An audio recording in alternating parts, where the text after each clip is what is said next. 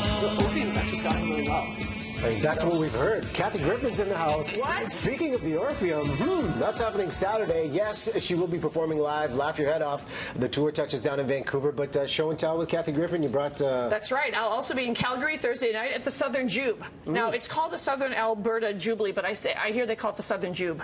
And then Saturday, I'll be here at the gorgeous Orpheum here in Vancouver. Well, you know what? People are excited. We saw the interviews. You were in Canada last week talking a lot about what has happened. It's the one-year anniversary, essentially, of the photo. The photo. Like, come on, don't downplay it. The photo heard around the world.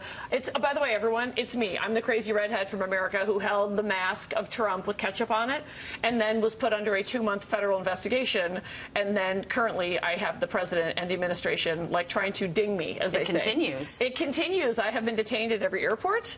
I'm on the Interpol list. It's crazy. But I have to say, once I'm on stage, I tell that whole story. But I want your viewers to know it's not like a lecture on the First Amendment. I also tell a lot of other ancillary stories, like how during this entire ordeal, my neighbors were, wait for it, Kim Kardashian West and Kanye Kardashian West. Oh, do tell. Oh, my gosh, he's a free thinker now. That's his new thing. He's a free thinker. And that is just fun. I'm not going to lie. Like, I'm not going to act like, oh, anyway, the Kim and Kanye are next door. Don't act like you don't want to hear what it's like. So I give all the dirty details, and I really go hard for Trump. So politicians, keep an open mind. You know, politicians are going to be front and center, and we've seen Joan Rivers live in Vancouver, the late Joan Rivers, and I know she was a mentor for you. Yeah, and she always said comedy never needs to say it's sorry. And you did apologize after this and said you regretted it. But I took it back. I take it back. How do you draw the line between what's funny and what's offensive in this era where there are heightened sensitivities? Well, first of all, I just want your viewers to know, like, honestly, America is like living in the upside down on that show Stranger Things. So it's kind of, I might as well have my Handmaid's Tale outfit on because in a very short amount of time, an orange Cheeto realtor somehow accidentally became the president, or precedent, as he would say in one of his tweets. Did you know that? He did a tweet where he said, I'm proud to be the precedent of the United States. Did you see the tweet where he called his wife Melanie? No. Yes. Okay, so Melania went to the hospital for a kidney issue for a week, and he tweets, I'm so glad that First Lady Melanie is back. He doesn't even know his wife's name.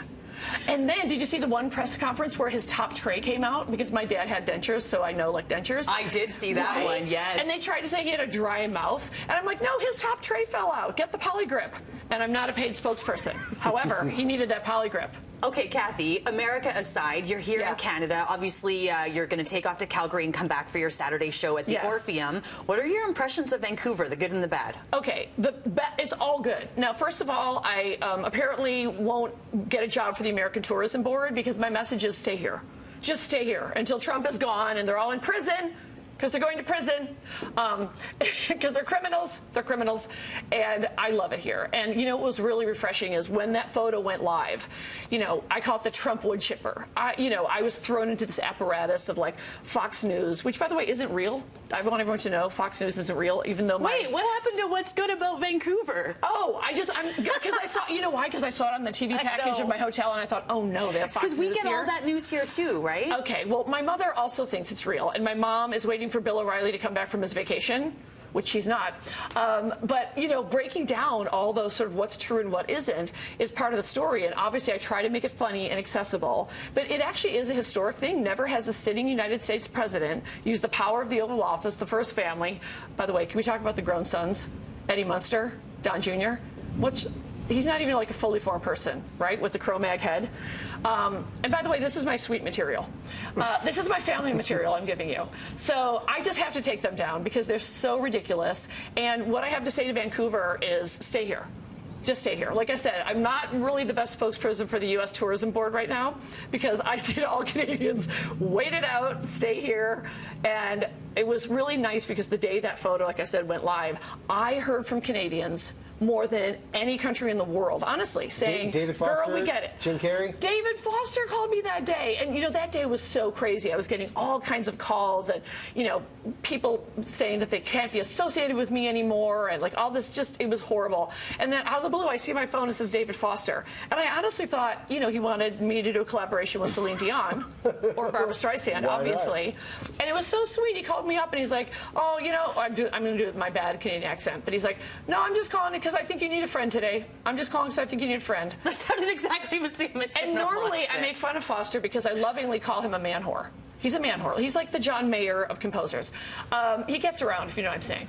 But it was so sweet of him to call. And yeah, I got a call from your very own Jim Carrey, who really gave me the best advice when I needed it. Because when you watch the news and you've got the first family, and the president's tweeting about me and saying, we don't just want to ruin her career, we want to decimate Kathy Griffin.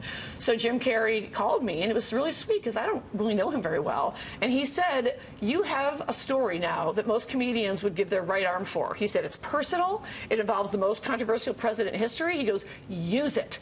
And then I came up with the tour name, the Laugh Your Head Off Tour, because people thought, can I just say this? People thought I was actually holding a head.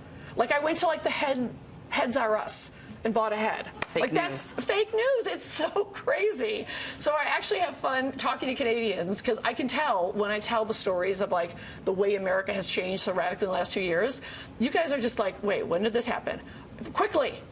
There's an orange Cheeto realtor who accidentally is the president instead of Hillary Rodham Clinton, who's the real president. And you can hear more about it, Orpheum, Saturday night. We have a couple tickets to give away as well, if you don't mind. I have many disclaimers. I do a long show, so either wear your colostomy bag or take bathroom breaks. And no, also, you promised 2 hours, and they've been 2.5 or even 3. Sometimes I go 3. And also, don't bring your kids, okay? This is mommy and daddy time or daddy and daddy time. I don't judge.